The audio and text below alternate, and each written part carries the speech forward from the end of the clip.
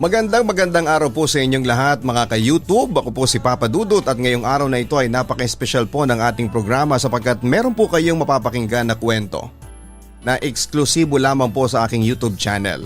Kaya sa lahat ng ating mga ka-YouTube, ini-invite ko po kayong lahat na mag-post ng inyong mga komento sa kwentong inyong napakinggan.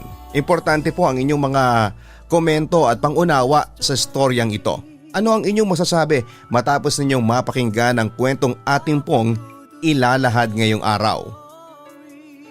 Mga ka-YouTube, naranasan nyo na bang umasa na mahal din kayo ng taong mahal ninyo? Yung akala mo kaya niyang tanggapin ang buong pagkatao mo? Na nagdasal ka na sana kayong dalawa na ang magkatuluyan sa huli. Isang sana na hanggang pangarap na lang pala. At sa huli ay malalaman natin na hindi talaga lahat ng gusto natin ay pwedeng maging sa atin. Ngayong araw sa Papa Dudut Stories. Dear Papa Dudut, I'm Zia, 24 years old. Taga-Alabang at nagtatrabaho bilang waitress sa isang restaurant. Hindi ko alam kung kapupulutan ba ng aral ang sulat ko na ito. Pero alam ko na pwede pa rin itong makapag-iwan ng inspirasyon para sa mga kagaya ko.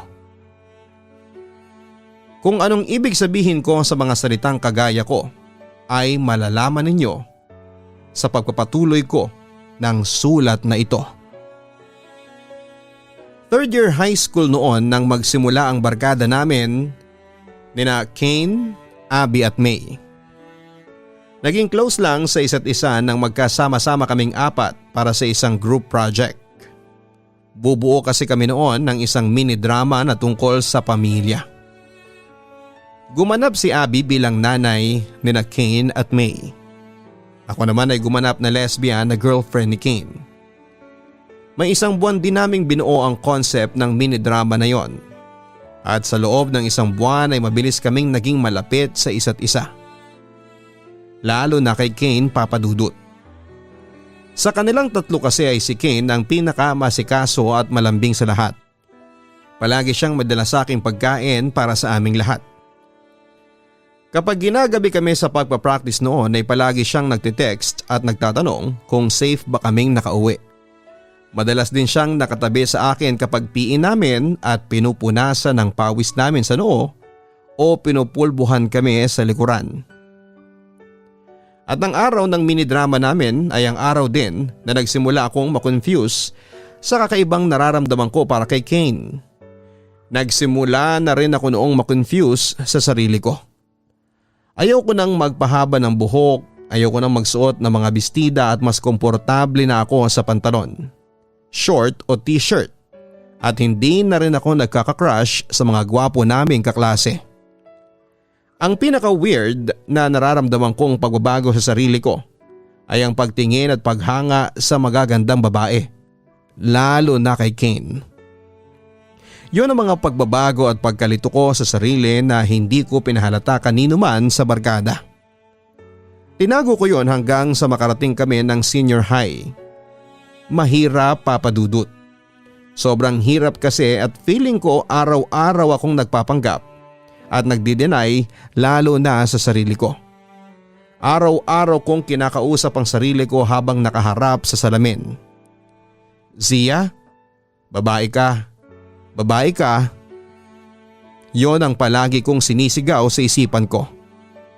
Pero sa tuwing makikita ko si Kane, natatawa na lamang ako sa sarili ko kasi na-realize ko noon na ang pinakamahirap talagang lokohin sa lahat ay ang sarili mo. Good morning, girls! Napangiti ako sa masiglang bati ni Kane nang makalapit siya sa amin, nina May at Abby. Nasa loob kami ng classroom at naghihintay sa teacher namin para sa unang klase namin sa umagang yon. Nag-breakfast na kayo? I have muffins. Ang sabi pa ni Kane bago kami inabutan ng muffin na sigurado akong siya ang nag-bake. Bukod kasi sa pagdodrawing ay hobby rin niya ang mag-bake. At dahil ako ang kahuli-hulihang aabutan niya ng muffin ay feeling ko ay binigyan niya pa ako ng extra smile Ngiti na araw-araw ay bumubuo ng umaga ko bago magsimula ang klase. Uy! Napapitlag ako sa biglang pagtapik sa akin ni Kane. Lumunok ako ng laway nang ma-realize ko na halos isang dangkal na lang ang layo ng mukha namin mula sa isa't isa. At kung may ilang minuto na akong nakatitig sa kanya noon ay hindi ko na rin alam, Papa Dudut. Ang sabi ko, eto na ang muffin na para sa'yo. Hay naku Zia, gandang ganda ka naman sa akin, nakangiti pang sabi ni Kane. Sobra. Halos pabulong na sagot ko. Kumunot ang noon ni Kane sa salitang tila kusang lumabas sa bibig ko noon. Sobrang kapal ng mukha mo, Kane. Kunwaring natatawa ang bawi ko sa sinabi ko bago pinisil ang matambok niyang pisngi. Mas makapal ang mukha mo, no? Sagot naman ni Kane na gumanti ng pisil sa mga pisngi ko. Hawak ko ang mga pisngi niya at hawak niya ang mga pisngi ko habang magkatitigan ang mga mata namin.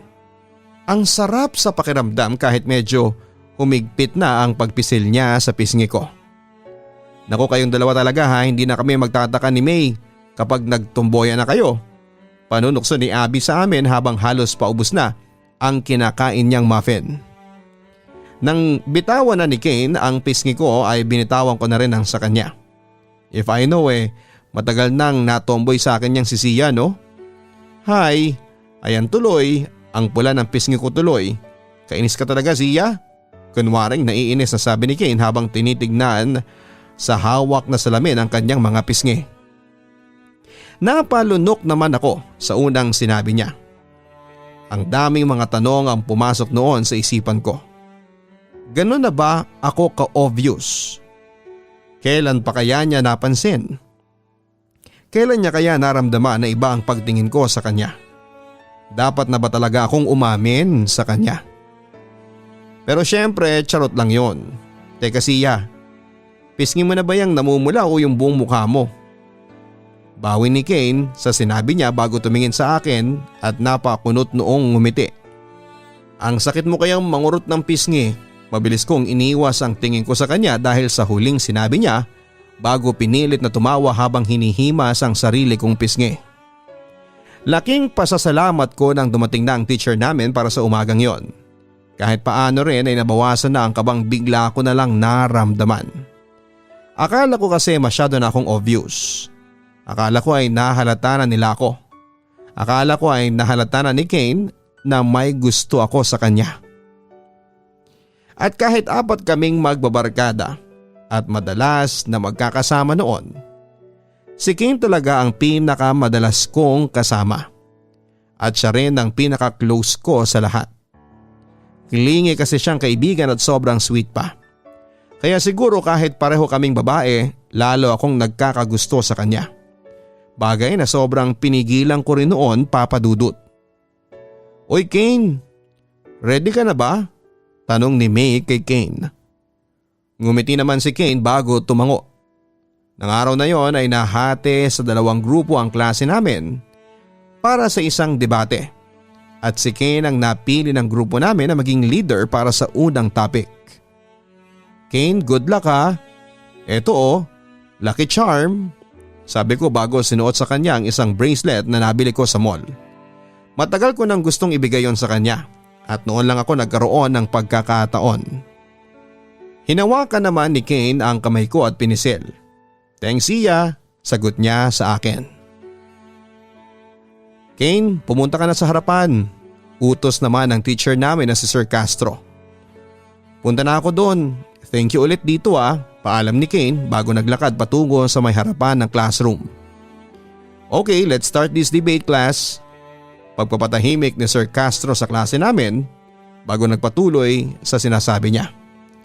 Our topic is, should senior high schools be teaching about LGBT awareness, right and community?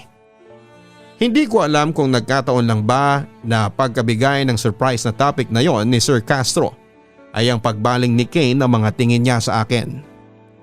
Gumiti pa siya na parabang humihingi ng lakas ng loob. At mula sa kinakaupuan ko ay ngumiti rin ako sa kanya bago bahagyang itinaas ang kamao ko at mahinang sinabi ko na go Kane. Tumango si Kane at nabasa ko sa mga labi niya ang mga salitang "Thank you, Zia." Kane will argue on yes, it should be. And Thomas will argue for no, it shouldn't be. And now let's start with Thomas. Muling patuloy ng teacher namin. I would disagree na isama sa curriculum ang pagtuturo ng LGBT awareness. Kasi first, hindi natin sila dapat iniimpluwensyahan ng tungkol sa LGBT community.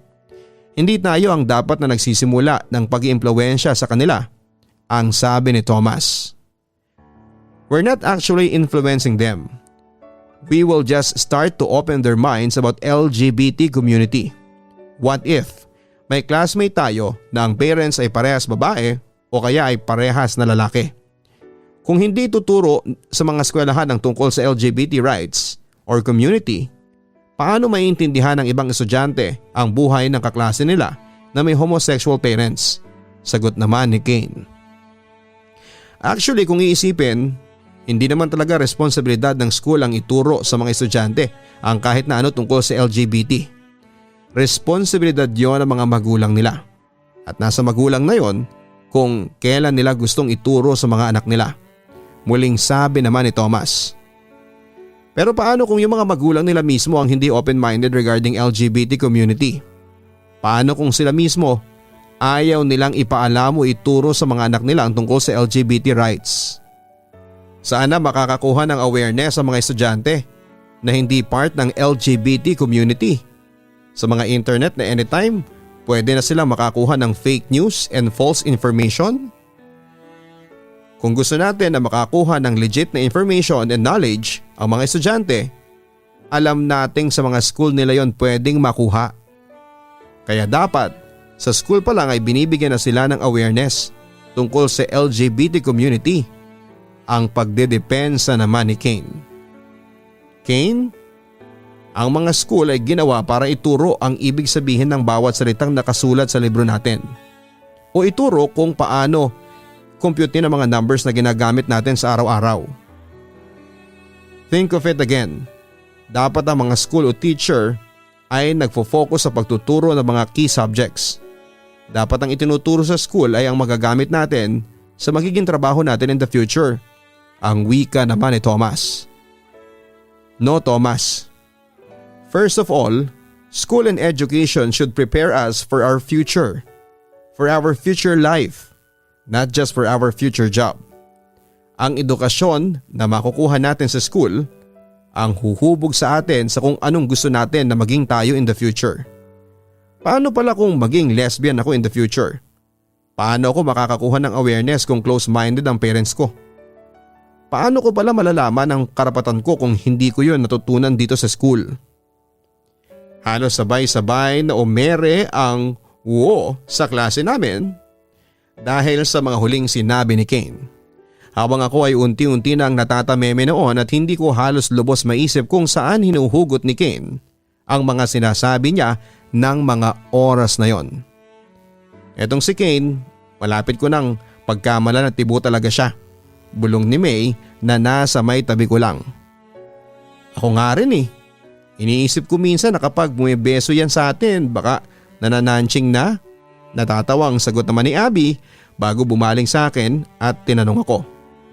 Ikaw, anong tingin mo, Zia? Ha? Ewan, wala naman sigurong masama kung magiging tomboy siya. Sagot ko naman.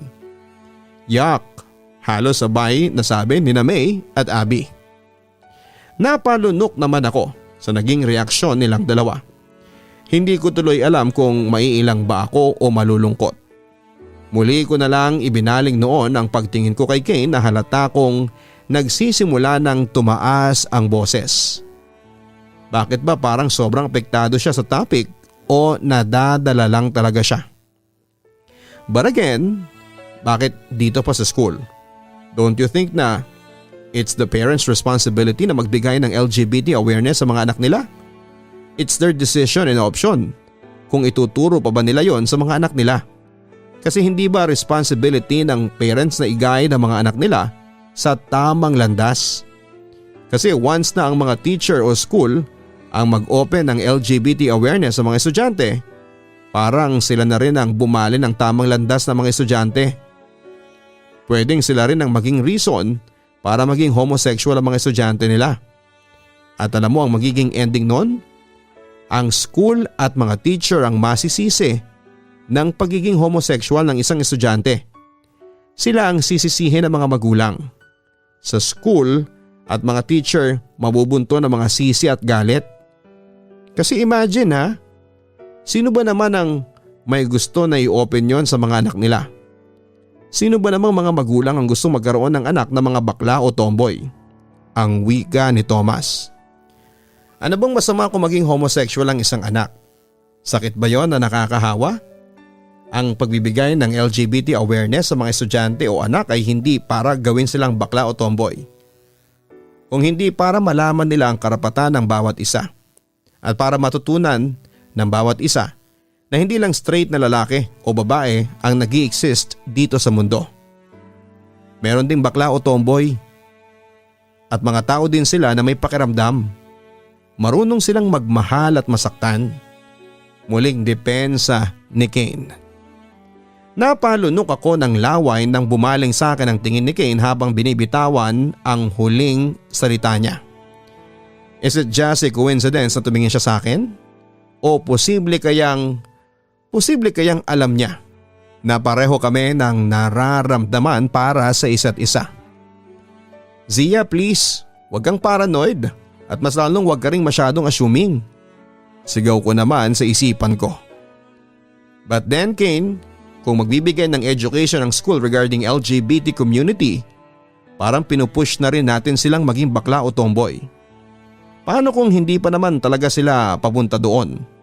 Paano kung confused pa lang sila pero pwede bang mag-hold back? Nakaya pa naman talaga nila maging straight? Hindi ba kapag nagkaroon ng LGBT awareness subject sa school, di parang school na rin ang nag-push na bumigay sila at maging homosexual? Ang sabi naman ni Thomas. Again, hindi sila pinupush ng school na maging part ng LGBT community. Magbibigay lang sila ng education about LGBT community, rights and awareness. Ano ba lang gusto mong mangyari? Sir Thomas, itago ng mga estudyante yung totoong sila? Pigilan nila mga sarili nila na maging kung anong gusto nilang maging sila? Ikaw di ba sabi mo gusto mong maging writer? Paano kapag may nagsabi sa'yo na huwag ka nang maging writer kasi hindi ka naman yayaman doon? Hindi ba masasaktan ka? Ganon din ang mga bakla at tomboy na araw-araw sinasabihan na magpaka-straight na lang sila kasi salot ang maging isang homosexual. Alam mo minsan, mas masakit pa ngang marinig na magpaka-straight ka na lang kaysa magpalit ka na lang ng kurso. Kasi yung mga bakla at tomboy, alam mo kung ano ang isa sa mga pangarap nila? Maramdaman ang salitang acceptance sa kung ano talaga sila mula sa mga taong nakapaligid sa kanila. Tila walang kapagurang pagdedepensa ni Kane sa bagay na pinaglalaban niya noon. Time's up, sabi ni Sir Castro. Sa pagkapatigil ng oras ni Sir Castro ay huminto na noon ang debate ni na Kane at Thomas. Pero hindi ang pagtitig ko kay Kane na nasa harapan pa rin ng klase. Pinigilan ko lang ang sarili ko pero ng mga oras na yon ay gusto ko na talaga siyang lapitan at yakapin sa harap ng buong klase namin, Papa Dudut. Ilang saglit pang nanatili sina Thomas at Kane sa may harapan ng klase bago in-announce kung sino ang nanalo para sa debate na yon. Siyempre kagaya ng inaasahan ko ay si Kane at ang grupo namin ang nakakuha ng mas mataas na puntos. Maaga ring tinapos si Sir Castro ang klase namin noon kaya kaagad kaming lumapit na magkakaibigan kay Kane. Congrats Kane, ang galing-galing mo, ang bati ni May. Grabe, natameme na halos si Thomas dahil sa galing mo. Segunda naman ni Abby. Thank you girls, ang sabi ni Kane nang magkahiwalay-hiwalay kami mula sa mahigpit naming mga yakapan. Umarap siya sa akin at ako naman ang solo niyang niyakap ng mas mahigpit. Muli na naman tuloy naging abnormal ang tibok ng puso ko noon.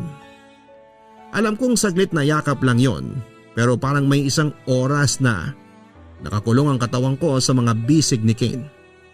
That hug was so magical, Papa Dudut.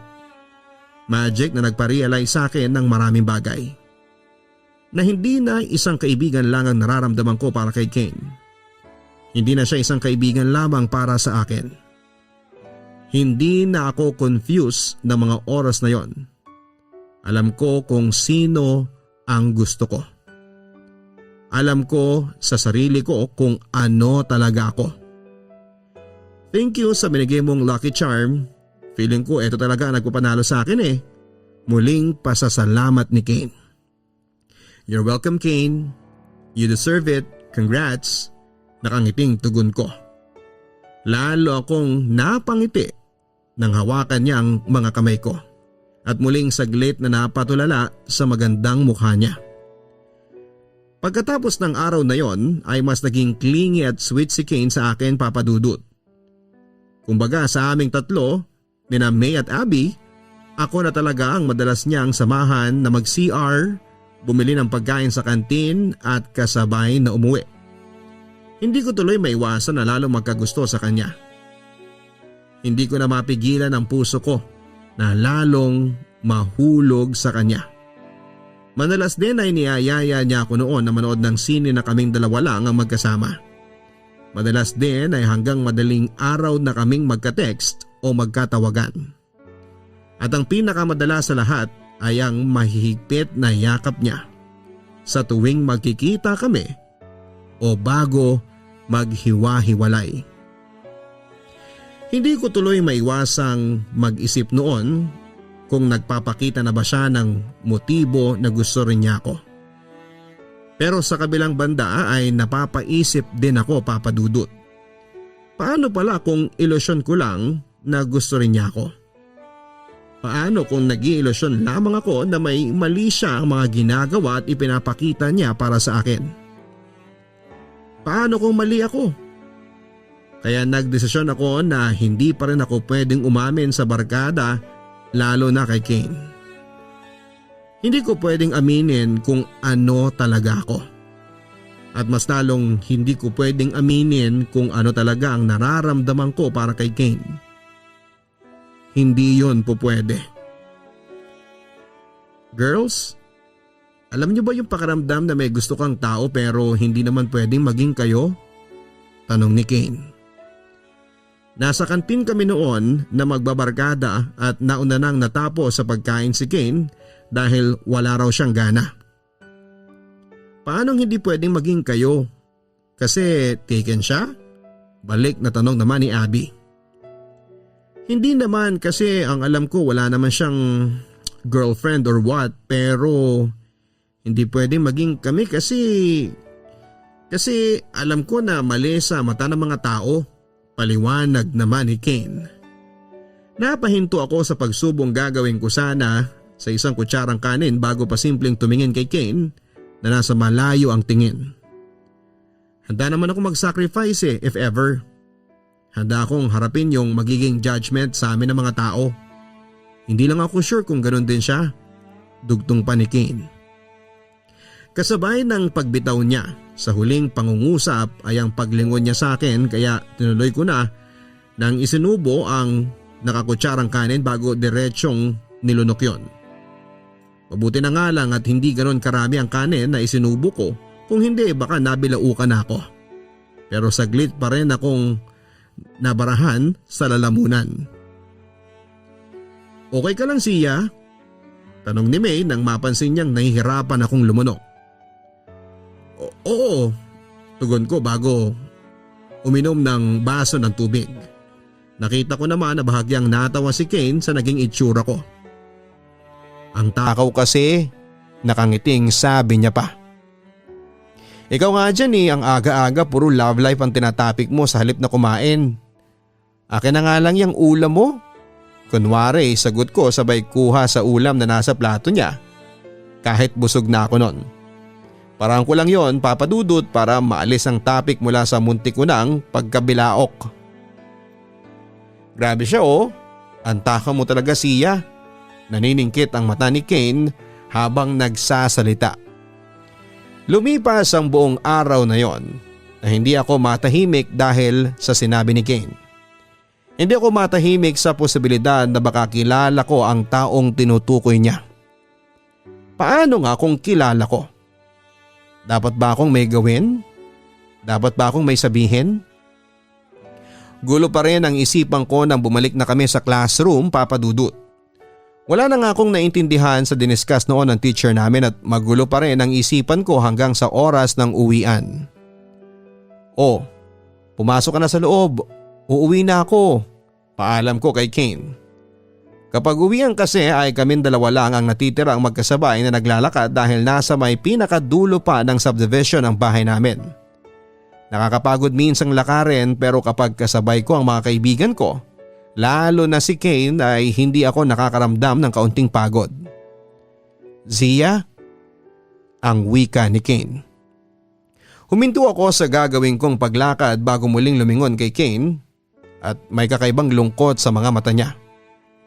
Parang may gusto siyang sabihin pero nag-aalinlangan siya.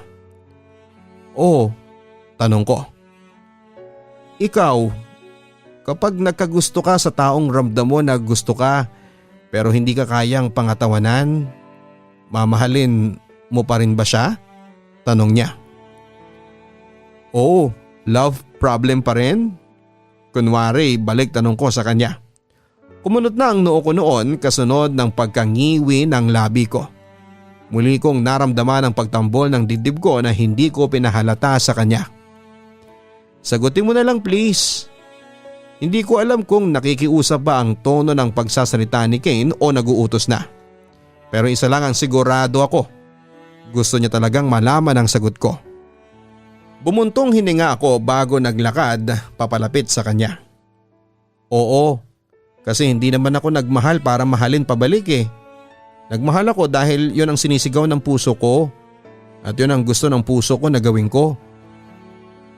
Paano kung sa tingin ng iba mali yung nararamdaman ninyo para sa isa't isa?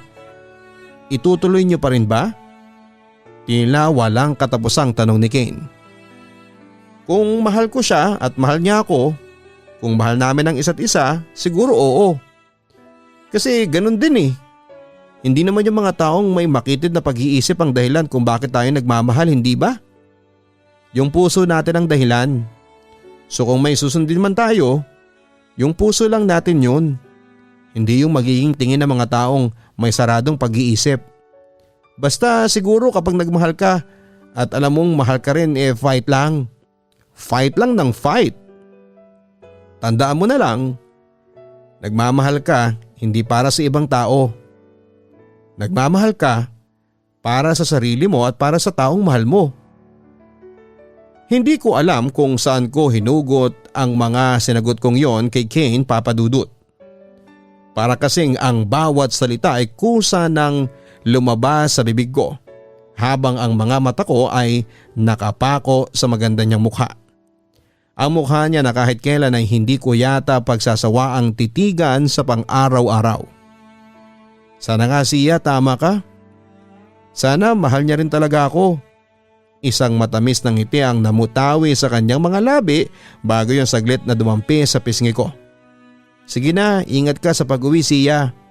Paalam niya bago siya nagsimulang maglakad papasok ng bahay nila. Pero pakiramdam ko noon ay naiwan ang mga labi niyang nakadampi sa pisngi ko. Tila ipinako naman sa kinakatuyuan ko ang mga paa ko noon.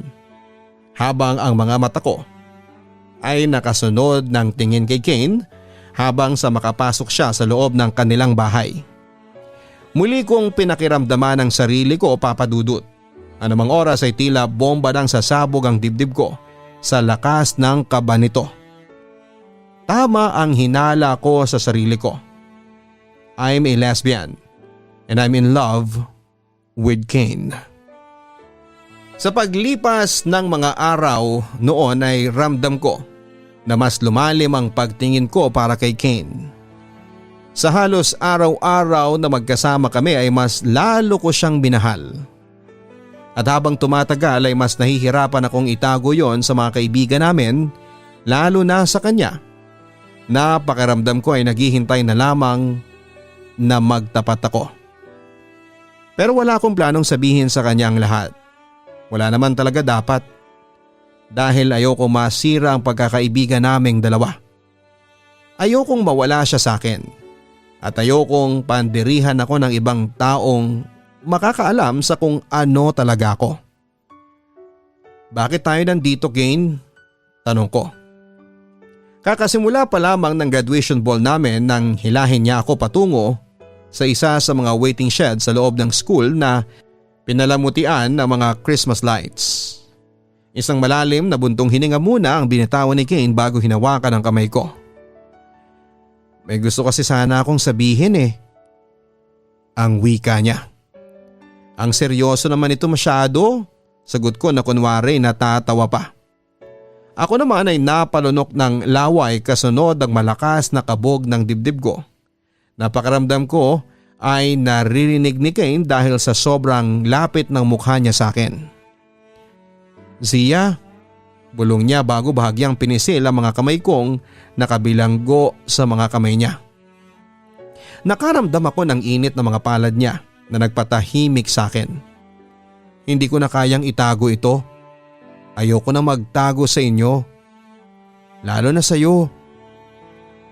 Ayoko nang itago kung ano man ang nararamdaman ko. Seryosong sabi ni Kane. Alam ko. Otomatikong lumabas ang mga salitang yon mula sa bibig ko. Wala akong balak na magsalita pero tila kusang bumuka ang mga labi ko. Alam mo? Namilog ang mga mata ni Kane, baka sa boses at mukha niya ang pagkagulat. Sabi ko na sinabayan ko ng pagtango. Kahit kailan ay hindi ko plinano na ipagtapat sa mga kaibigan ko ang totoong sexualidad ko. Lalo na ang nararamdaman ko para kay Kane dahil natatakot ako na layuan niya, pandirihan at mawalan ako ng mga kaibigan. Pero ngayon ay parang unti-unting nawawala ang takot ko. Napapalitan na yon ng lakas ng loob na ipagsigawan ng totoong ako at totoong nararamdaman ko para kay Kane. Pagod na ako. Pagod na akong magtago at magpanggap. Kailan mo pa nalaman? Tanong niya. Mula noong araw na iparamdam mo sa akin na kagaya ko ay nahihirapan ka na. Nahihirapan ka ng itago ang nararamdaman mo. Ang totoong ikaw. Sagot ko naman. Ako naman ang humawak at pumisil sa mga kamay ni Kane. Hindi ako makapaniwala at hawak ko na ang kamay ng kauna-unahang babaeng nagpatibok ng puso ko. Magkasama kami sa isa sa mga pinaka-espesyal na gabi ng buhay namin na anumang oras ay magiging mas espesyal pa. Muli na ako nagpatuloy sa sinasabi ko. Hindi ko na matandaan kung kailan exactly ko naramdaman ito pero isa lang ang sigurado ako, Kane. Kane, mahal din kita. Oh my God, Zia! Anong sinasabi mo? Bulalas ni Kane. At dahil sa marahas na pagbawi niya ng mga kamay niya mula sa akin, naramdaman ko noon na parang nais niya na rin kaagad tapusin ang anumang nag-uugnay sa aming dalawa. Naramdaman kong may nagawa kong isang napakalaking pagkakamali sa buhay ko. Akala ko yun ang bagay na gusto mong sabihin sa akin, Kane, na nahihirapan ka ng itago ang totoong ikaw, na may nararamdaman ka rin para sa akin. Nakagat ko na ang ibabang labi ko upang kahit papaano ay mapigilan ko ang pag-iyak ko. Umiling si Kane. Hindi yun, Zia. Ang gusto ko lang talagang sabihin na may relasyon kami ni Sir Castro na alam kong isang malaking pagkakamali sa mata ng ibang teacher at estudyante rito sa school. At hindi yung sinasabi mo na tungkol sa ating dalawa. Sorry, Zia, pero hindi kasi ako tibo eh. At kahit kailan ay hindi ako papatol sa isang tibo. Halos pasigaw na sagot niya. Lungkot, galit, inis, pagkadismaya. Hindi ko na mabasa kung ano man ang nasa mukha ni Kane ngayon. Isa lang ang alam ko, Papa Dudut. Tuluyan na siyang nawala sa buhay ko. Mahal kita, Kane. Lakas loob ko pa ring pagtatapat sa kanya. Ang nasa isip ko noon ay bahala na. Bahala na kung ano man ang kahinatnan ng lahat. Mahal din kita, Zia. pero bilang isang kaibigan lang. Siya, hindi kita ginajudge ha, pero hindi kita kayang mahalin na kagaya ng pagmamahal mo sa akin. Hindi ako lesbian at kahit kailan ay hindi ko kayang magmahal ng kapwa ko babae. I'm sorry pero hindi ako tibo. Ang huling sinabi niyang yon ang tuluyang nagpabagsak na mga luha ko. Kasunod ang pag-alis niya mula sa harapan ko. Tibo ka? Boses ni Abby. Nalingunan ko na sina May at Abby na nakatayo hindi kalayuan mula sa akin. Sa mukha nila ay malinaw kong nakikita ang pandidiri at pagkadismaya. Biglang parang hindi na sila yung mga kaibigan ko na nakakasama kong kumain, gumala at tumawa. Parang naging ibang mga tao na sila sa aking harapan. Ibig sabihin matagal mo na kaming tsinachansingan? Ang sabi pa ni May. Of course not. Mariing sabi ko. Nakakadiri ka siya. Bulayaw sa akin ni Abby. Wag na wag ka nang lalapit sa amin ha. Segunda naman ni May.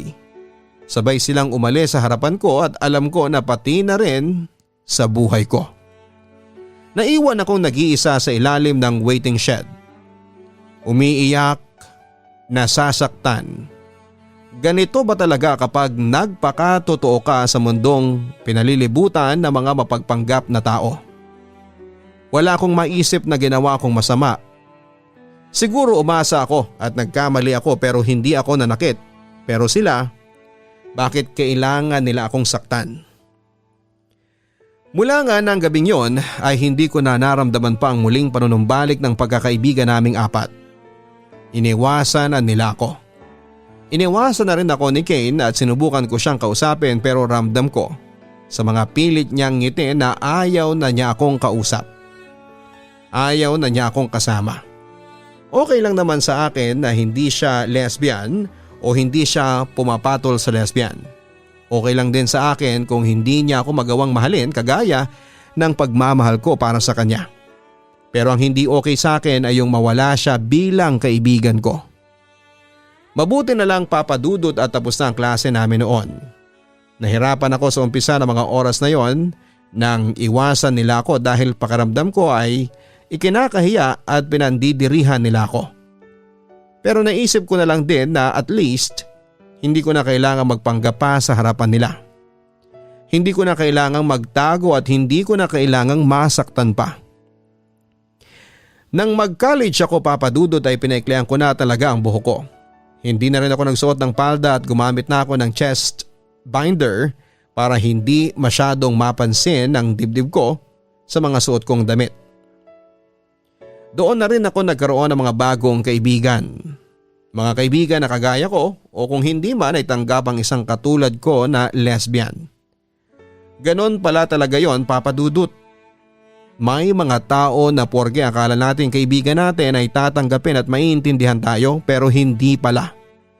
Dahil sila pa pala ang unang manghuhusga at manghiiwan sa atin. Pero ayos na rin ang nangyaring yon sa buhay ko. Ang mahalaga naman hanggang sa mga oras na ito ay marami ng tao ang tanggap na nag-e-exist at hindi dapat pandirihan ng isang kagaya ko. Salamat po pala sa pagbasa nitong sulat ko at bago ko po tapusin ang liham ko na ito, gusto ko sanang mag-iwan ng isang munting mensahe. Para sa mga kagaya ko na parte ng LGBTQ2+ na hanggang ngayon ay natatakot pa rin na ilabas at ipakilala ang inyong totoong sexualidad. Just take your time hanggang sa maging handa ka na. Huwag mong pilitin ang sarili mo na magpakilala sa iba. Pero ihanda mo ang sarili mo para sa mga panghuhusga na pwede mong matanggap. Pero kahit gaano man karaming panghuhusga pa yan, palaging may mga tao na nandyan pa rin at minamahal tayo kahit sino o ano pa man tayo. Lubos na gumagalang, Zia. Hindi natin kontrolado ang iniisip ng bawat tao sa ating paligid, kaya marami talaga ang hindi nakakaintindi sa atin. At ganoon din sila kapag hindi natin tanggap ang kanilang paniniwala. Maraming salamat Zia sa pagbabahagi mo ng iyong kwento sa Papadudod Stories. Nakaka-inspire talaga itong sulat mo lalo na para sa mga kabataan na takot pang ipakilala ang kanilang sarili sa buong mundo. Hindi naman natin sila masisisi dahil sadyang napakarami talagang mapanghusgang mga tao saan mang lugar tayo pumunta. Pero hindi naman kasi lahat ng sasabihin sa atin ng ibang tao ay palagi pong mahalaga. Kagaya ng nangyari sa ating letter sender na si Zia. Oo, nasaktan siya dahil nahusgahan siya ng mga taong tinuring niyang mga kaibigan. Ang mas masakit pa, doon ay iniwanan siya ng mga ito na parabang may nakakadiri at nakakahawa siyang sakit. Pero ang kapalit naman ng masakit na pangyayaring yon, yung kalayaan niya na maipakita sa lahat ang totoong kasarian at sexuality niya. Huwag tayong matakot na magpakilala at ipakita sa iba kung sino tayo talaga. Pero kagaya nga ng binabanggit ni Zia sa kanyang sulat mga ka-YouTube, dapat ay maging handa rin tayo sa kung anuman ng discrimination ang pwedeng matanggap. Basta ang mahalaga, kahit sino o ano pa man tayo, ay wala naman tayong ibang tao na inaapakan o sinasaktan. Sa ating po mga ka-YouTube, maaari po kayo magpadala ng inyong mga email sa papadudodstories@gmail.com. Huwag kalimutan na mag-like, share and subscribe sa aking YouTube channel. Mag-post po kayo ng inyong mga mensahe sa ilalim at babasahin po yan ni Papa Dudut. Lahat ng yan sa Papa Dudut Stories. Magandang araw po sa inyong lahat mga ka-YouTube. Ako po si Papa Dudut. I-invite kayo once again na samahan tayo sa mga Papa Dudut Stories na exclusive lamang po sa aking channel. All you have to do ay mag-post ng inyong mga comment, pindutin ang notification bell at mag-subscribe sa channel na ito. Ngayong araw, sinasabi po ng ating sender na naniniwala siya na lahat ng tao ay dapat binibigyan ng pagkakataon para magbagong buhay. Dahil lahat ng tao ay kayang magbago. At lahat ng pagkakamaling nagawa natin ay kaya po nating itama. Pero hindi pala sa lahat ng oras dapat tayong maniwala na kayang magbago ng mga makasalanan na tao. Dahil palaging may madilim na gabi na naghihintay pagkatapos ng isang maliwanag at maaliwalas na umaga. At ang ibig sabihin lamang noon, hindi tayo palaging dapat na magtiwala sa mga taong nasa paligid natin. Dear Papa Dudut, isang mapagpalang araw po sa inyo. Itago niyo na lamang po ako sa pangalang Marian. Hindi ko po totoong pangalan pero ang lahat ng mga pangyayari sa sulat kong ito ay totoong nangyari sa buhay ko. May mga ilang impormasyon lamang ako na sadyang binago para na rin maprotektahan ang personal at pribado kong buhay. 49 years old na ako at nagtatrabaho bilang manunulat sa dyaryo. Sa totoo lang din Papa Dudut, medyo hirap akong isulat itong liham ko. Hindi naman kasi talaga madaling balikan ang parte ng buhay natin na naging dahilan para makulong tayo sa lungkot at pagdurusa. Pero gagawin ko ito dahil gusto ko ring makarinig ng payo mula sa inyo at sa inyong mga tagapakinig. 5 buwan pa lamang akong nagbubuntis noon nang mamatay sa isang aksidente ang asawa ko. Nagtatrabaho siya bilang foreman at aksidente siyang nahulog mula sa mataas na palapag ng gusaling ginagawa nila. At mula nga nang makapanganak ako, mag-isa ko na lamang na tinaguyod ang anak naming si Ira. Sa loob ng 17 taon. Hindi ako masyadong nahirapan sa pagpapalaki sa anak ko dahil mabait siyang bata. Bukod sa pagsusulat sa dyaryo, ay may maliit din akong negosyo na manukan na pinagkukunan ng pera. Kaya naman masasabi ko na kahit single parent lamang ako noon, hindi po yun naging isang napakabigat na responsibilidad sa akin. Rallyista? Matapang na humarap bilang representative ng organisasyon itong laban sa Oplan Tukhang? Mama, ikaw na naman ang nasa front page ng dyaryo o? Pagbabasa ng anak kong si Ira sa dyaryo na hawak niya. Mula sa kaharap kong laptop ay itinas ko ang tingin ko sa anak ko bago sumagot sa kanya. Noong isang araw pa nangyari yan, ngayon lang nila nilabas. Kasalukuyang kaming nasa maliit na kusina ng aming bahay at pinagsasaluhan sa bilog na lamesa ang pangdesal na maaga kong binili kanina sa tindahan. Nagsasawa na siguro sila na ilagay ang picture mo sa front page ng dyaryo nila. Mama, kung wala ka sa front page ng dyaryo, nasa headline ka naman ng mga balita sa TV. Natatawang biro pa ni Ira habang nagsisimula na magtimpla ng kape. Hindi ka pa nasanay anak. Saka ngayon lang yan, hanggat hindi tumitigil ang mga hayop na nasa gobyerno at pulis sa extrajudicial killings. Sagot ko naman habang nagpatuloy sa pagtatype sa kaharap kong laptop. Maliit lamang ang bilog na lamesa namin. May sapat na spasyo yon para sa 2 tasa ng kape, plato para sa mga pandesal, peanut butter na palaman at sa laptop ko. Pero sa tingin niyo ma, may possibility ba na mawala ka agad yon dito sa Pilipinas? Seryosong tanong naman ni Ira. Kailangan anak, kailangang matigil na ang madugong patayan na ito. Alam ko namang hindi kaagad natin may aahon sa hirap ang bansang ito, pero kahit man lang sana ang madugong patayan dito sa bansa ay mahinto ng gobyerno. Dahil lahat ng tao ay may karapatang magbagong buhay. Sagot ko sa kanya. Isang malalim na buntong hininga ang binitawan ko bago isinarado ang laptop na kaharap ko.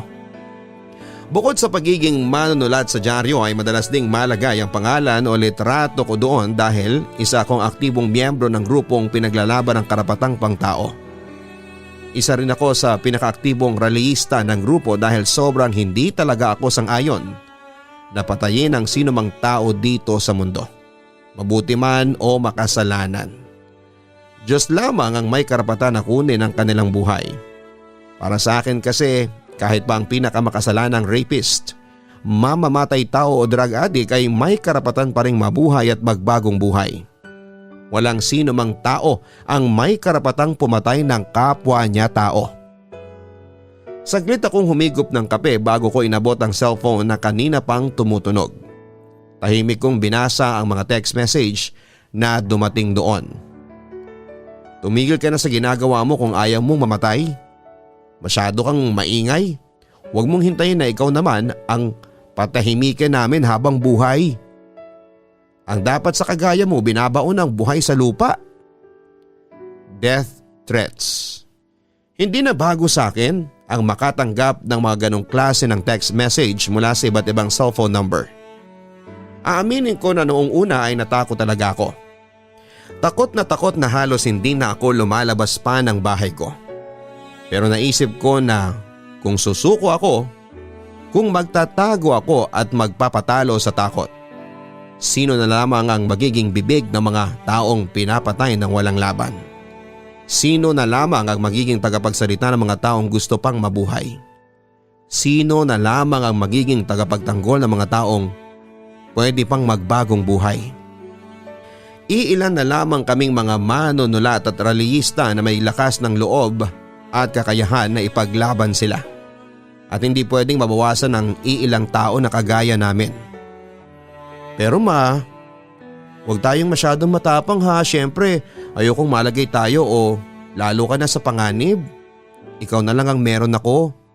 Nakangiti pero seryoso ang pagkakasabing yon ni Ira sa akin. Walang mangyayaring masama sa akin. Ira, tandaan mo yan. Kaya kong alagaan at ipagtanggol ang sarili ko. Ako pa ba? Kunwaring natatawang sagot ko sa kanya. Papadudot palagi niya akong pinapaalalahanan na huwag masyadong maging matapang dahil ayaw niya na mapahamak ako. Hindi na rin naman talaga ako takot mamatay. Mas takot pa nga akong madamay ang anak ko dahil sa gulo ng trabahong meron ako sa ngayon. Diyan naman ako bilib sa'yo mama, sobrang tapang mo talaga.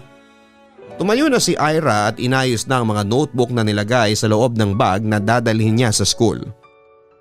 Basta tandaan mo anak ha, hindi ako mapapahamak sa trabaho at ginagawa ko na ito. Promise ko yun, ang sabi ko. Tumayo na rin ako at nilapitan ng anak ko bago sinuklay ang mahaba niyang buhok. Alam ko noon pa man na palaging nasa panganib ang buhay ko. Pero syempre hindi ko hahayaan na mapahamak ako dahil gusto kong makita ang anak ko na naaabot at natutupad ang mga pangarap niya. Naniniwala naman ako sa iyo, Mama. Walang kahit na anong masamang mangyayari sa iyo. Magdi-Disneyland pa tayo sa Paris, hindi ba? Tanong ni Ira. Matagal na niyang pangarap na makarating sa Disneyland sa Paris. Pangarap yon ng anak ko na naging pangarap ko na rin. Oo anak, sa oras na makatapos ka ng pag-aaral mo, sabay tayong pupunta ng Disneyland. Sagot ko naman bago siya niyakap ng napakahigpit. Ano ba ito ma? Ang aga-aga ng dramahan nating dalawa. Natatawang sabi pa ni Ira bago humalik sa pisngi ko at nagsimulang magpaalam. Sige na ma, papasok na ako sa school. Mag-ingat ka Ira, ang bilin ko. Ay oo nga pala mama, mamaya na po pala yung stage play namin. Huwag kayong mawawala ha. Paalala sa akin ni Ira. Anong oras nga yon? Tanong ko. 3 p.m. po, sagot naman ni Ira. Siya ang gaganap na Laura sa kanilang stage play na Florante at Laura kaya hindi nga ako pwedeng mawala doon. Sige manonood ako. Tugon ko naman. Thank you mama. See you mama, bye-bye. Muli niyang paalam bago tuluyang lumabas ng bahay namin. Naisip ko noon na napakaswerte ko talaga sa anak kong si Ira. Sa kabila kasi ng pagkukulang ko dito bilang isang ina dahil sa trabaho at pagiging aktibong rallyista ko, hindi siya nagpakita ng kahit na anumang pagtatampo sa akin. Lahat na yata ng pangunawa ay naiparamdam ni Ira sa akin noon. Nang maisarado ko ang pinto ay naglakad na ako papunta sa may radyo at inon ko yon bago bumalik sa upuan ko. Dalawang hinihinalang drug pusher na nanlaban di umano sa mga pulisya ang patay sa shootout kaninang madaling araw. Samantalang ang isang bangkay naman ay natagpuan sa may ilog na hinihinalang sinalvage dahil sa mga malalim na sugat sa katawan at hawak nitong karatula na rapist ako. Yun ang sabi sa balita Papa Dudut. Napailing na lamang ako sa bumungad na balita sa nakabukas na radyo.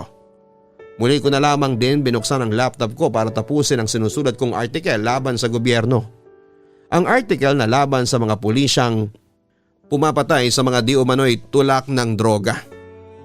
Walang sino mang makasalanan ng karapat-dapat na mamatay. Walang sino man ang may karapatang pumatay ng kapwa ko. At lahat tayo ay may karapatang mabuhay at magbagong buhay. Pagbabasa ko sa mga huling linya ng mga isinulat ko. Ilang saglit pa akong nag-proofread bago ko yon pinasa sa email ng editor ko. Sisimulan ko na sanang ayusin ang mga pinagkainan namin ni Ira sa lamesa nang tumunog naman ang cellphone ko. Isang tawag yon papadudot mula sa kasamahan ko sa organisasyon. Hello Marian, busy ka ba ngayon? Tanong ni Alice. Hindi naman, mamayang hapon pa kasi ang lakad ko para sa stage play ng anak ko. Sagot ko sa kausap ko. Good, may rally tayo mamaya sa may Mendiola. Go ka ba? Muling tanong naman ni Alice. Napatingin ako sa bilog ng orasang nakasabit sa may dingding habang nagdadalawang isip. Baka kasi hindi ako umabot sa stage play ni Ira kapag pumunta ako sa rally. Marian, para sa 5 drug addict down na pinagbabaril ng mga pulis na walang laban sa harap mismo ng kanilang bahay ang rally na gagawin natin mamaya. Namatay yung mga tao sa harap mismo ng mga pamilya nila. 5 tao yun Marian. 5 tao na walang kasiguraduhan kung makasalanan ba talaga. 5 tao na pwede pa sanang mabigyan ng pagkakataon na magbagong buhay. Pangungumbinsi sa akin ni Alice. Sige, pupunta ako. Sagot ko bago nagbitaw ng isang malalim na buntong hininga. 9:00 pa lamang naman ang umaga noon. Siguradong aabot pa rin ako sa stage play ni na Ira sa school nila. Sa mga ganitong klase ng pagkakataon, walang ibang pwedeng asahan ang mga taong pinapatay kung hindi kami lamang na mga aktibong rallyista.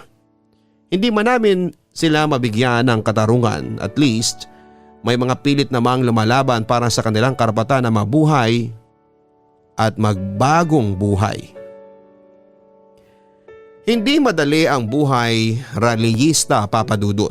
Maraming nagsasabi na kami raw ay bayad sa mga ginagawa namin na pagrarally. Aaminin ko na may iba sa amin na kaya lang sumasama sa rally ay dahil bayad nga sila ng iba't ibang politiko o organisasyon. Pero hindi ako ganong klase ng tao.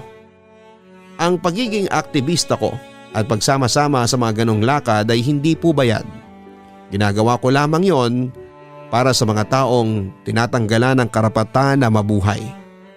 Sariling pera ko ang ginagamit kong pambili ng mga pagkain at inumin para sa mga kasamahan ko.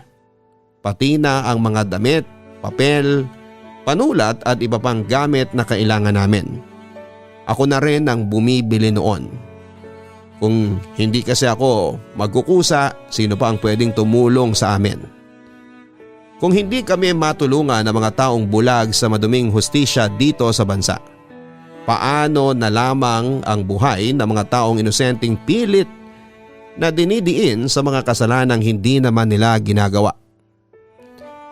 Nagsisimula na ang rally nang makarating ako noon sa meeting place malapit sa Mendiola. Kaagad naman akong sumama sa kanila at nakapwesto sa may unahan ng grupo. Nagsimula na akong manguna at sumigaw. Lahat ng tao ay pwede pang magbagong buhay. Lahat ng tao ay dapat na binibigyan ng pagkakataon na makapagbagong buhay. Sigaw ko habang naglalakad na kami ng mga kasama ko patungo sa may Mendiola. Nagkanya-kanya naman ang sigaw ang mga kasama kong rallyista. Walang sino mang tao ang may karapatang pumatay sa kapwa niya tao. Masakit ang mawala ng kapamilya. Itigil na ang patayan. Karapatang pangtao ipaglaban. Itigil na ang uplan tokhang. Batas hindi dahas. Halos may 200 yata kaming rallyista na naglalakad noon. May kanya-kanyang hawak na placard at sabay-sabay na sumisigaw. Pare-pareho rin na puti ang kulay ng damit naming may nakasulat na malaking salitang batas, hindi dahas. Huminto kami sa paglalakad nang makita ang isang grupo ng pulis na naglalakad pasalubong sa amin. May kasunod ang mga ito na isang malaking truck na madalas na nakikita sa lugar na kinakain ng malaking apoy ang mga kabahayan. Mga truck yon ng bombero. Ngayon pa lang ay sinasabihan na namin kayo na ihinto na ang pagrarally dahil wala kayong permit. Sigaw ng isa sa mga pulis na may hawak ng megaphone. Lahat ng tao ay may permiso na ipaglaban ang karapatan ng bawat isa na mabuhay. Kayo ang huminto sa ginagawa ninyong pagkitil sa buhay ng kapwa nating tao. Kayo ang walang karapatan na pumatay ng tao. Mga wala kayong puso. Pasigaw naman ang sagot ko sa kanila. Para sa akin kasi, Papa Dudut, matatapang lamang ang mga pulis dahil may armas na hawak nila. Armas na kumikitil sa buhay ng mga taong naligaw man ng landas ay dapat pa ring muling bigyan ng pagkakataon na magbagong buhay. Batas hindi dahas, muling sigaw ko noon. Batas hindi dahas, sigaw din ng mga kasama ko habang itinataas sa mga hawak na placard. Umalis na kayo kung ayaw ninyong masaktan. Muling sigaw naman ng matabang pulis. Mga mamamatay tao kayong mga pulis kayo. Mga wala kayong puso. Sigaw ng isa sa mga rallyista na namatayan ng tatay na isang drug addict. Naisa sanang magbagong buhay ng tatay ng rallyista at handa nang isuko ang sarili sa mga pulis. Pero huli na pala ang lahat nang biglang sugurin ng mga pulis ang bahay ng rallyistang ito. Pinasok sa kwarto ang tatay niya at pinagbabaril hanggang sa mamatay. Nakita ng rallyista na hindi nanlaban ang tatay niya at walang kahit anumang armas na hawak. Pero iba ang lumabas sa balita at baliktad sa totoong nangyari. Ayon sa balita, namatay ang tatay ng rallyista dahil sa panlalaban sa mga pulis. Pumunot ng baril at nakipagpalitan ng putok kaya binaril hanggang sa mapatay. Mga sinungalin at mamamatay tao kayong mga pulis, muling sigaw ng rallyista bago pumulot ng malaking bato at inihagi sa matabang pulis na may hawak ng megaphone. Mamamatay tao kayo! Sigaw rin ang isa sa mga rallyista na naghagis na rin ang hawak nitong bato.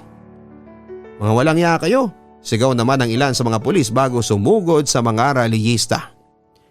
Nagsimula na magkagulo ng mga oras na yon, Papa Dudut. Hinampas ng mga pulis ang mga rallyista ng hawak nilang batuta. Binato ng ilang mga rallyista ang mga pulis. Ang ilang pa sa mga rallyista ay may hawak na kahoy at pinaghahampas din sa mga pulis. Mga hayop kayo, mga pulis kayo. Akala ninyo kung sino kayo. Sigaw ko na nakikihampas na rin ng hawak kong kahoy. Ilang patayan na ang napapanood ko sa balita. Ilang patayan na ang nababasa ko sa mga dyaryo. Pagpatay sa mga taong pinaniniwalaan kong kaya pang magbagong buhay. Mga killer, rapist, pusher at drug addict na kung nagkaroon man talaga ng kasalanan ay pwede pa rin namang bigyan ng pagkakataon na magbagong buhay. Ang titigas ng ulo ninyo mga rallyista kayo, sigaw ng pulis na nasa may truck at sinimulang kaming bombahin ng tubig. Siyempre hindi kami nagpatalo noon. Nasasaktan man kami dahil sa malakas na tama ng tubig ay nagpatuloy kami sa pagsugod sa mga pulis. Nagpatuloy kami sa paghampas sa mga ito at pagbato ng mga malalaking batong napupulot. Nagpatuloy kami sa paglusong at pakikipaglaban para sa karapatang pantao. Kanya-kanya na kami ng sigawan noon, murahan at galawan para ipaglaban lamang ang pinaniniwalaan naming tama. Wala nang pakialam sa sugat na nakukuha namin. Ang importante sa amin noon ay makisigaw at makalaban. Halos 2 oras ding nagkagulo sa Menjola noon. May 2 oras ding kaming nagkasakita ng mga pulis at rallyista. Hanggang ang lahat ay tila nakaramdam ng pagod at huminto na. Unti-unti ay naghiwalay na ang 2 grupong nagkakagulo. Mga walang yang pulis yun. Tanggalan mo lang sila ng baril sigurado kung daig pa nila ang tinanggalan ng pagkalalaki nila. Hinihingal na sabi ko sa katabi kong rallyista na si Alice habang pinupunasan ang sarili ko gamit ang hawak na tuwalya. Nasa isang tabi na kami noon ng mga kasamahan ko at nagkanya-kanya na ng ayos ng mga sarili. Naghahalo na ang tubig, pawis at dugo sa aming mga muka dahil sa gulong nangyari kanina. At hindi na bago sa amin ang mga ganong klase ng eksena pagkatapos ng rally. Ang matapos ang gulo na sugatan kami at basang-basa ng tubig at pawis ang mga sarili. Bukod sa amin ay nagkalat din sa paligid ng ilan sa mga placard na ginamit namin. Kasama ang mga sirang t-shirt, putol na batuta at mga bato na ang ilan ay may bahid pa ng dugo. Ang tatapang lang nila dahil may mga baril sila, pero wag lang nilang hintayin ang karma na sila naman ang isalvage at patayin, sagot naman ni Alice. Kapag ako lang talaga nabigyan ng pagkakataon, ako mismo ang papatay sa kanila, ang sabi naman ng isa sa mga rallyistang namatayan ng tatay dahil sa Oplan Tukhang. Nabaling ang tingin ko sa huling nagsalita. 16 lamang yata ang edad ng binatilyo na yon at isa sa mga pinakabata naming kasama sa organisasyon. Payat siya at hindi katangkaran. Kumbaga, totoy na totoy pa talaga. Hindi lingid sa kaalaman ko na sa aming lahat ay isa ito sa may pinakagustong makaganti sa mga pulis. Alam din kasi ng lahat ng kwento kung paanong hinuli, pinatay at inakusahan na nanlaban ang tatay niya na nais na sanang magbagong buhay. At isa yon sa mga dahilan kung bakit labis ang pagtutol ko sa ginagawa ng gobyerno at mga pulisya ng panahon na yon. Ang pagtanggal ng mga ito mula sa tao ng karapatang magbagong buhay. Marian, cellphone mo yata yung nagri-ring? Saka ko lang tila naramdaman ang malakas na pag-vibrate ng cellphone sa aking bulsa na gumagawa ng munting ingay. Kagad ko na yung kinuha at inalis mula sa pagkakabalot sa plastic. Gawain ko na rin talagang ibalot ang cellphone ko sa plastic kapag may ganitong lakad kami. 7:00 na pala ng gabi. Bulong ko. Nakakagat ko ang pang-ibabang labi ko nang makita ko ang pangalan ni Ira sa screen ng cellphone ko.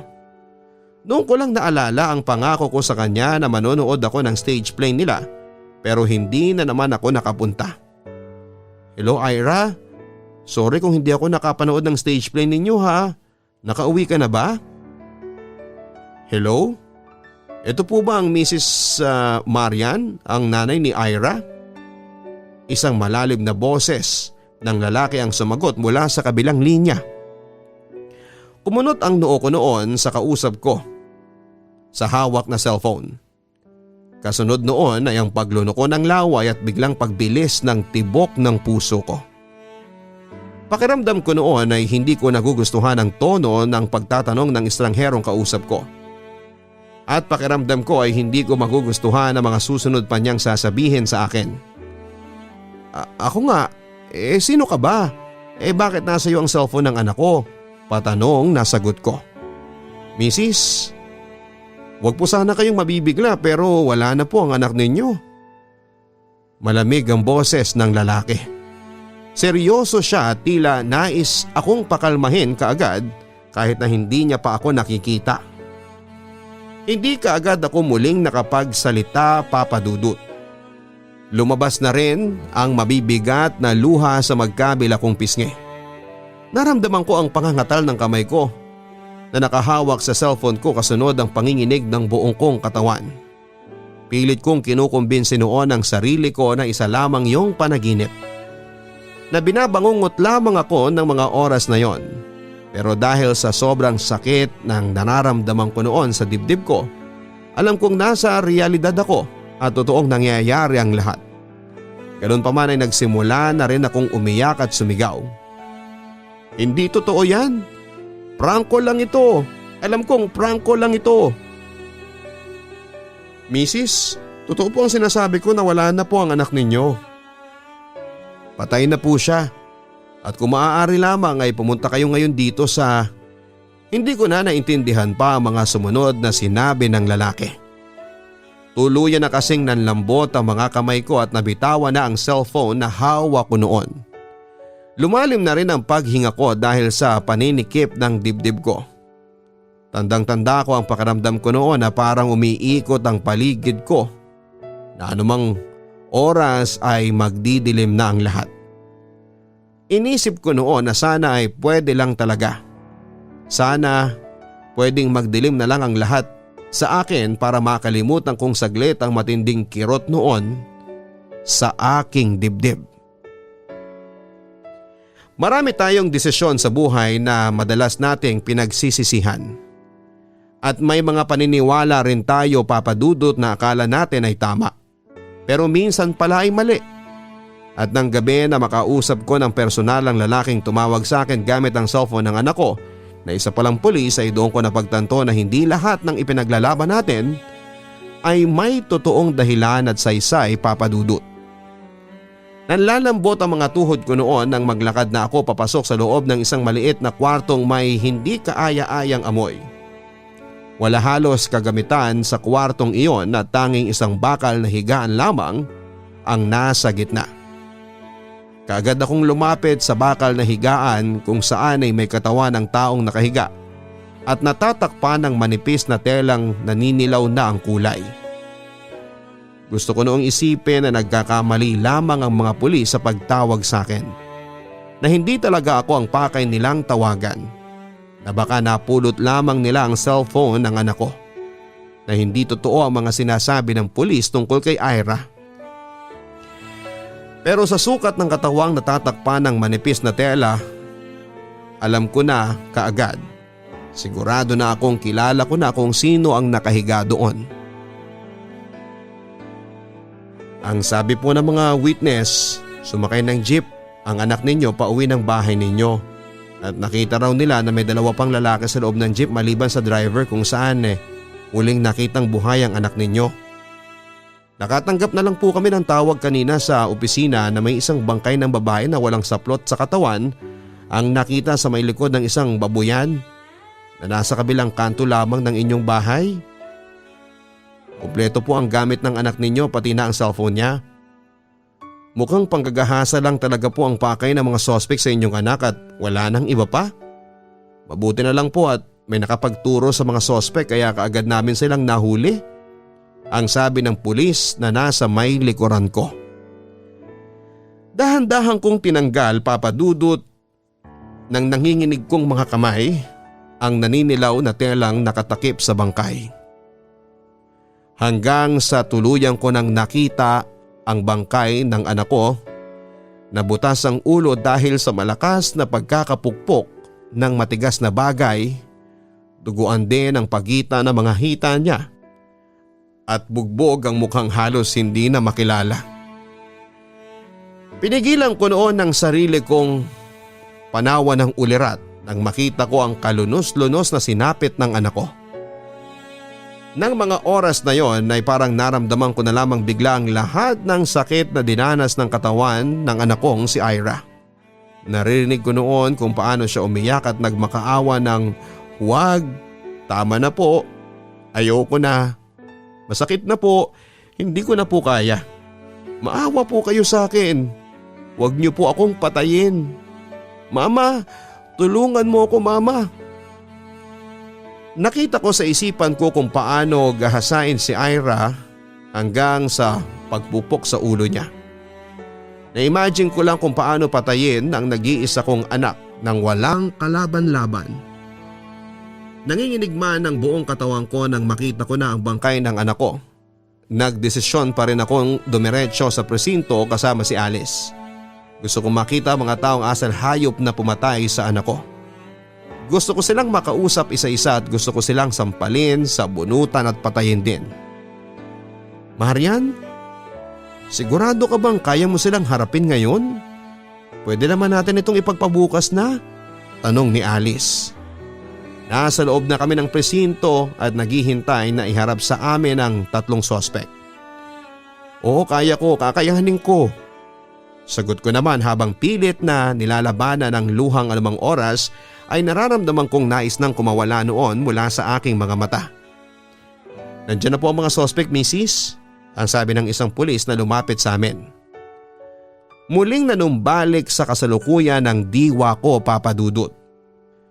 Tumiim ang mga bagang ko habang ramdam ko ang panlalambot ng mga tuhod kong pilit kong pinapatigas.